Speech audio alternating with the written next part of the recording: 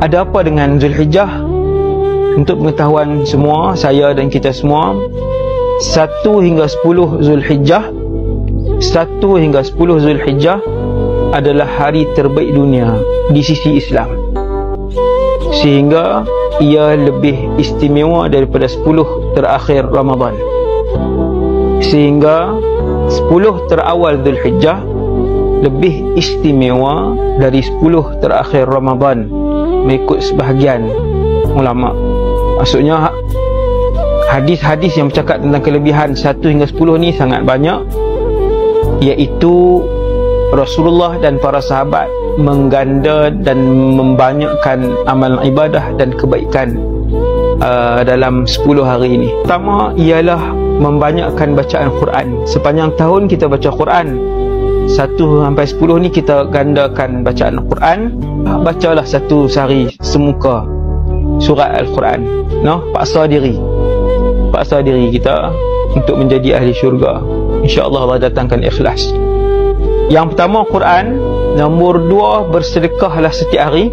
1 hingga 10 Zulhijjah bersedekahlah setiap hari. Jadi yang kedua kita bersedekah. Tadi saya dah sebut Quran, sedekah. Yang ketiga kita berpuasa 1 hingga 9 Zulhijjah, sebab 10 hari raya Aidil Adha haram berpuasa. 1 hingga 9 kita berpuasa. Quran, sedekah, puasa. Yang keempat zikir.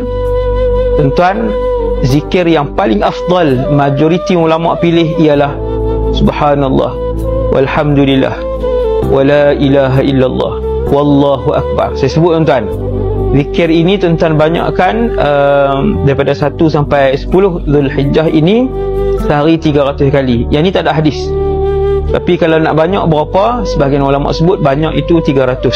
300. Ini tak ada hadis lah, cuma banyakkan. Banyak berapa pun tak apa, kita letak target senang.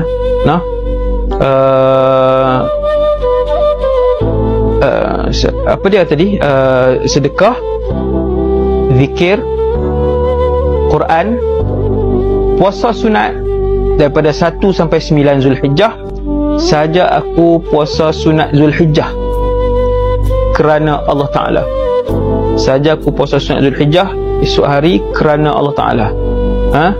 Hari ke-8 puasa sunat Tarwiyah. Hari ke-9 Zulhijjah puasa sunat Arafah. Niat, saja aku puasa sunat Arafah 9 Zulhijjah. 10 jangan puasa.